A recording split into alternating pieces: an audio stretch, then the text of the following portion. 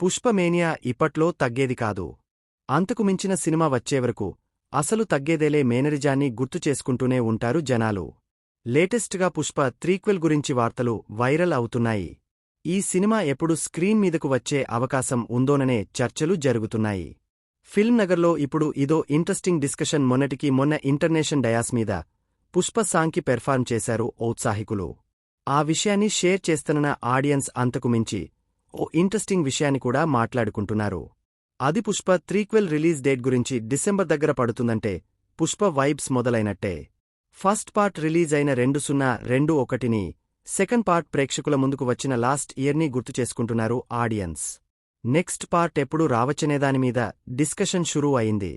2028లో పుష్ప ఉంటుందని ఆ మధ్య చెప్పుకొచ్చారు మేకర్స్. అయితే ఐకాన్ స్టార్ ఇప్పుడు అట్లీ సినిమాతో బిజీగా ఉన్నారు.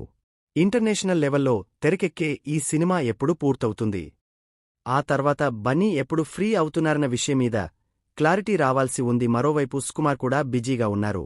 ప్రస్తుతం పెద్ది మూవీ చేస్తున్న రామ్ చరణ్, అది పూర్తయ్యాక సుకుమార్ సెట్స్కి రావాలి.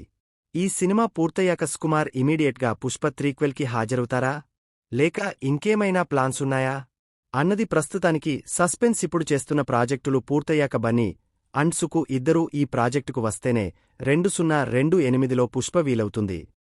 లేకుంటే మాత్రం ఇంకొన్నాళ్లు ఆగక తప్పదన్నది డిస్కషన్స్లో తేలుతున్న విషయం.